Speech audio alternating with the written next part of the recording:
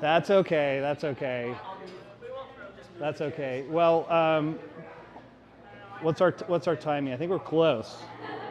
We actually started. So we're everybody. We're going to start now, and I want to welcome everybody here. And again, no one wants to sit on the front row because you're not teacher's pet, but that's okay. We're excited to be here and have everybody attend. This is our first live stream, at least since I've been here at Pixalate. So we are live streaming this. Camera's in the corner. Melvin's helping me run that, so thank you to him for turning it on and turning it off, and double checking that it actually is working. We do appreciate, again, everyone coming. We're going to do, this is the first of 3 presentations today. The agenda, as you guys know, is on around the pillar here. You can see what the times are and when we're talking, and we'll get into it. But I'm going to turn the time over to Brooke. She's going to do a quick introduction for herself, and then I'm going to do a brief introduction of Pixalate, and then we'll go for there. And actually, let me back up just a little bit. But we actually released our Connected TV supply chain report this morning. There's actually printed copies on everybody's chair, which is kind of weird. You have a printed piece. We actually drove all the way to Brooklyn for that. So please take them and enjoy, because they were a lot of work to do, honestly. There's also 2 other reports which are around our delisted app reports from both Apple and Google. So there's 3 reports there. Those are all different. One's an Apple, one's a Google Play, and then obviously the CTV. The CTV went out this morning, press release, and you can download that on our website as well. So we're excited to talk about this. So first in line today is the CTV report, and I'll turn it over to Brooke for a second. Yeah, so hi everybody. Thanks for joining us today. My name is Brooke Huntley, and I'm the VP of Product Management for Pixalate's Media Ratings Terminal. We call it the MRT, but that is our supply chain intelligence platform. And much of the data you'll see today is sourced from the Media Ratings Terminal.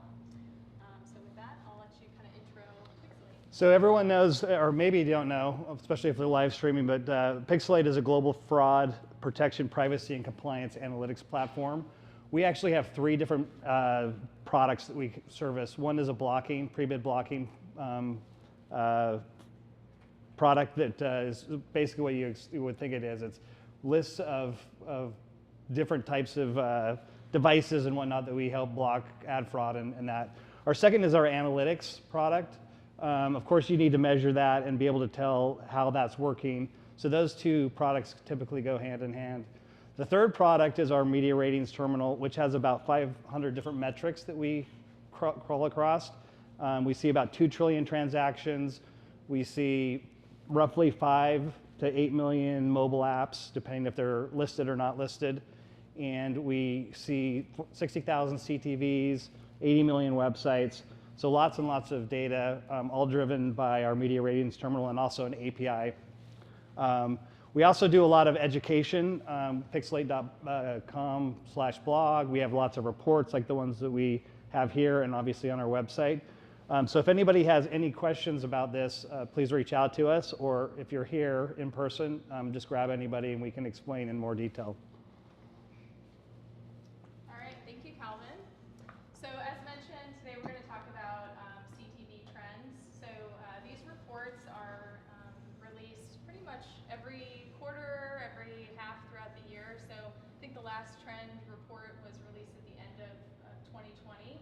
So what I've done today is actually just pull out some of the key insights. So the data that we'll show today is just a sampling of what you guys have here and what you can download from the website. But wanted to just hit the high notes on the key trends, the marketplace, but also give you an idea of the breadth and depth of the data that we have at Pixalate. So it shouldn't be that surprising to you that we had a killer year in 2021 with CTV. 2020 obviously brought massive growth to the CTV marketplace due to the COVID-19 pandemic. And so we saw that growth continued for the most part into 2021. But what I find interesting is that 86% of US households are reachable via open programmatic advertising in CTV. That's a huge number, and I'll go ahead and show you a little bit more detail about that. But as you can see, CTV is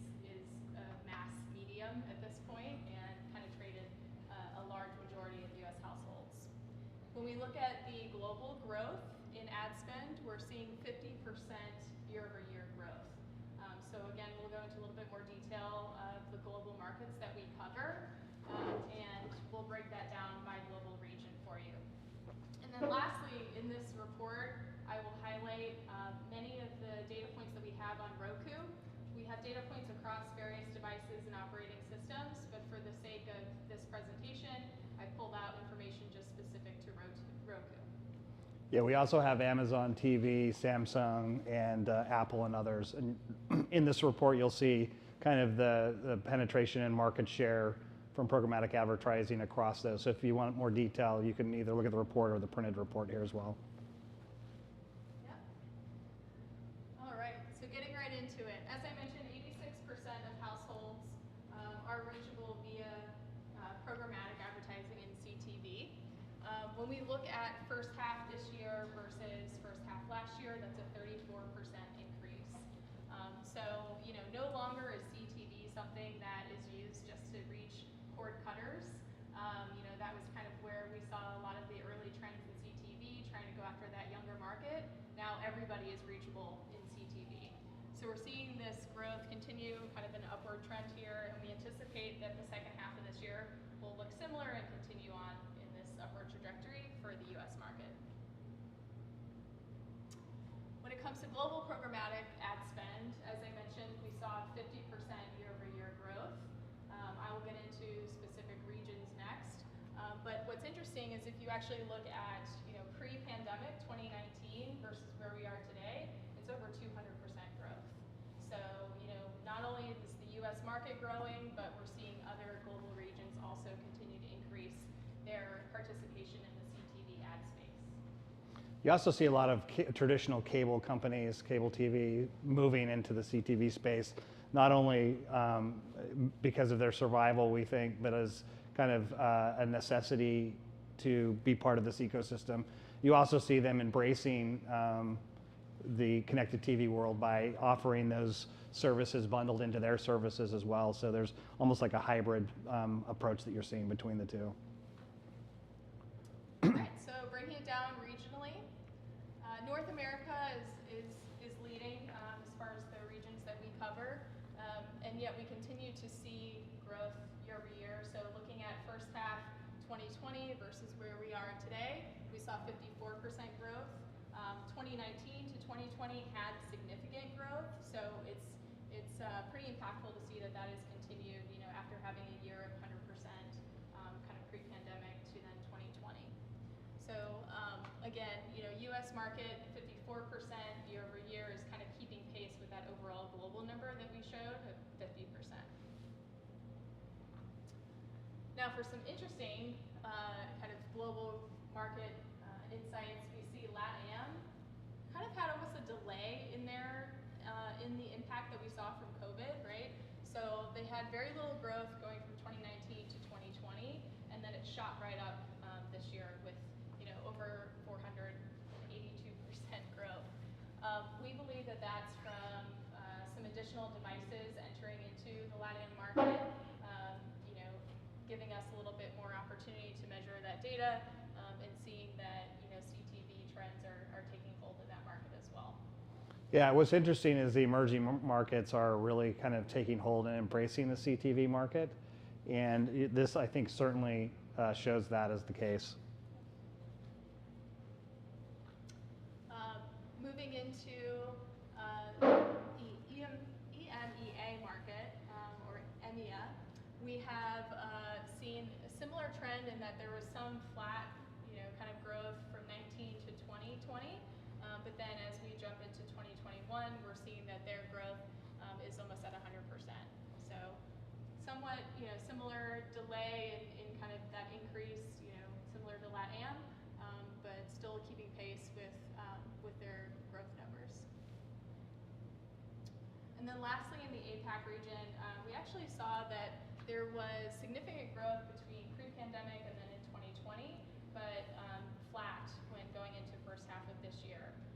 We believe this might be due to some new regulations that are coming down in China and Australia that could be preventing significant growth within the last year, but we'll continue to watch this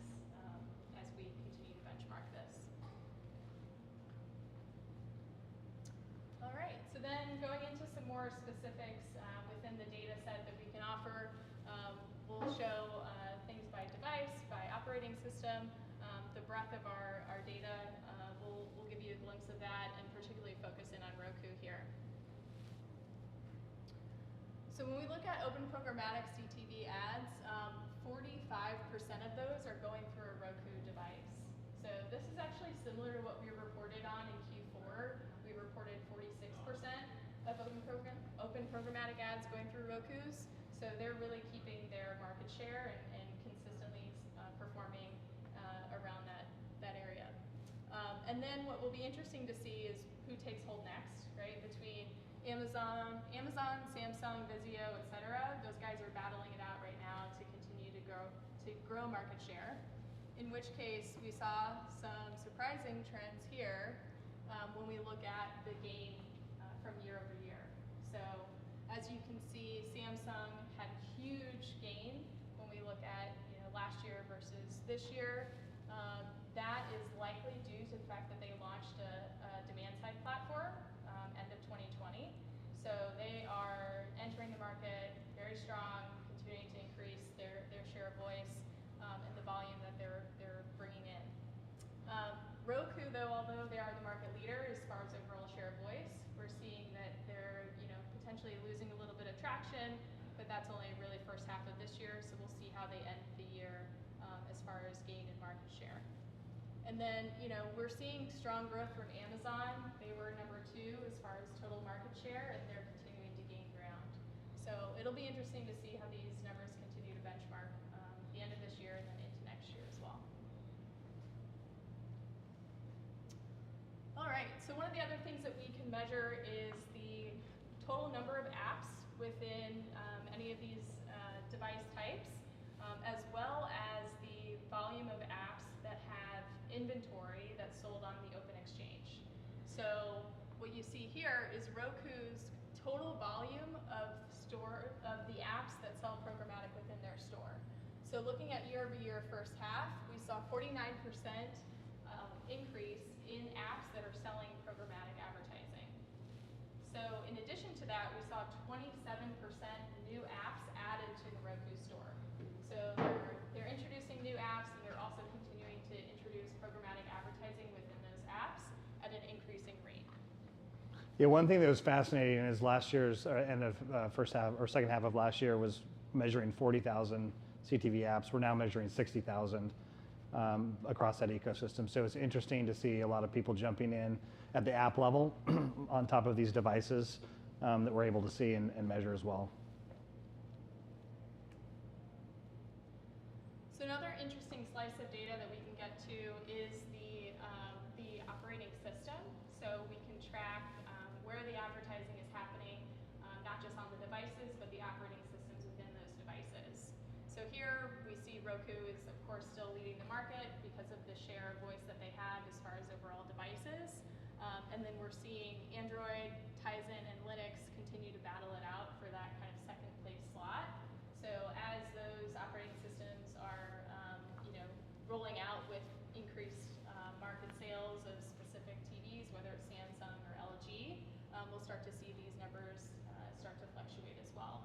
So there's a long tail of operating systems out there, and so it'll be interesting to see how that long tail starts to get shorter and who really comes into that second and third place as far as volume in the next year or so.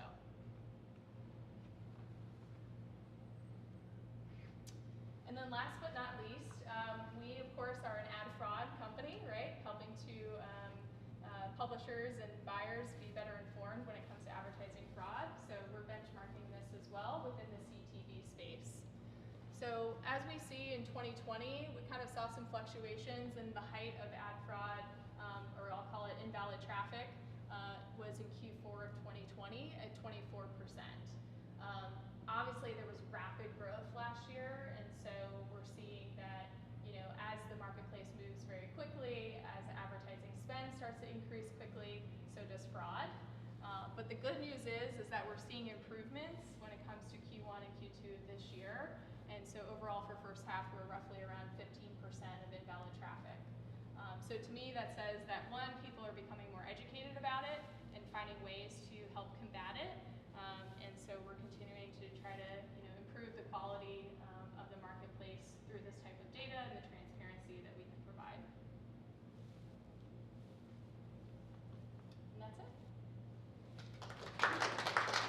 Does anybody have any questions? I think we have a couple minutes left over in the. Oh, you went fast. We can keep asking. Does anybody have any questions before we wrap up? Jay has one, I know. So the biggest question that I have is around any distorting factors that you may see in these emerging markets. Do you think that the pandemic and how it impacted Asia and how it impacted South America may have been a factor in some of the kind of surprising trends, basically in the delay that we saw and then the flatness that we saw in Yeah. Asia? Yeah, one thing I think about is the disruption to the global supply chain, right? If you think about the manufacturers and producing smart TVs, there was probably significant delay in being able to penetrate that market or to, increase sales. I mean, I think we saw, the economy obviously kind of, take a step back, right, and slow growth. So, what we're seeing is that it's probably the sales of CTV or of connected televisions in LATAM that are helping that kind of increase, bump up this year versus where it was in early 2020. I think a lot too is the bandwidth issues. I think a lot of those are being overcome in emerging markets. If you start to see like 5G being rolled out and those types of activities, a lot of those are, mobile first areas, and so as the bandwidth increases, I think it gives them the opportunity, to add those devices and add those apps and watch more content.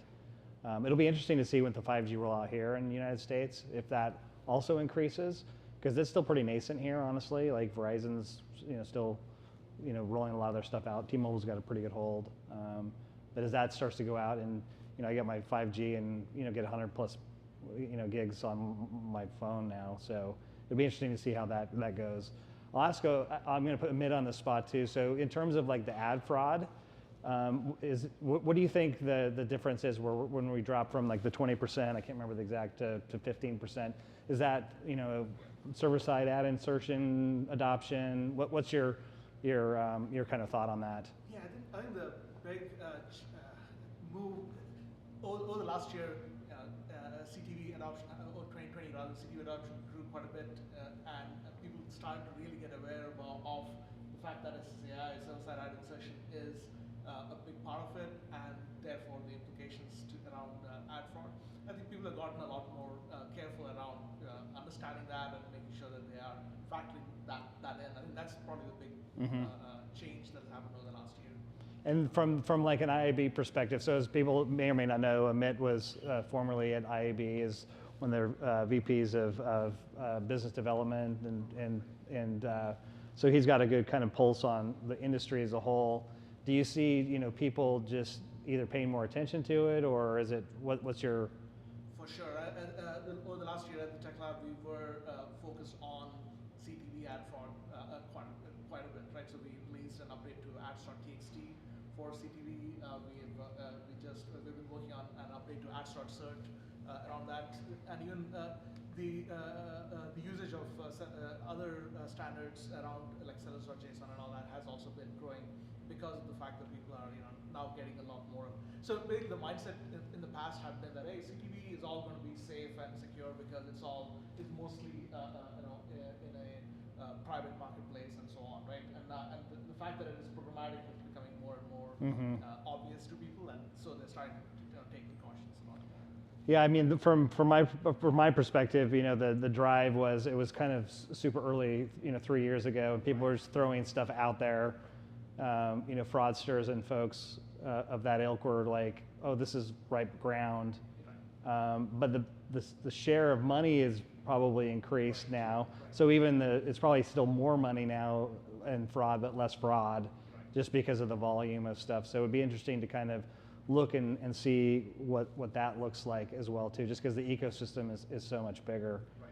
What do you think about with dealing with these different vendors? Are they? Why do you see Samsung, or I mean, do you have any kind of thoughts on like why Samsung doing so much better? It's just interesting to see someone jump kind of that much higher than everybody else. This is my guess. I don't know for a fact. Sure. But, I think both Samsung and LG have been investing a lot more in their ad platforms also, actually being able to support their publishers, Mhm. support the buyers in a better manner, and that I think has helped them start growing up in terms of their share. Yeah, it's certainly going in the right direction, and it's promising to see that, because our goal is, I don't know if you can ever get to zero, but typically anything under 5% is where you want to at least achieve towards, because there's some of that traffic that just happens. Anyway, any other questions? I think I just asked like 3 of my own questions. But who else do I want to put on the spot? No more questions? Come on, someone's got to have at least one more question. All right. Well, we appreciate everybody's time.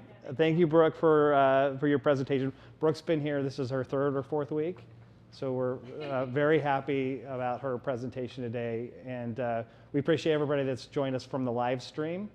And we will have our next one at 2:30, I believe, which will be Allison, and she'll be talking about child safety and COPA issues, right? And we had a webinar a couple of weeks ago, or a week and a half ago, that talked about this. So it'll be kind of a recap of that and some additional data that we found since then. So anyway, thanks everybody. We'll sign off on the live stream. We appreciate it, and go enjoy some goodies in the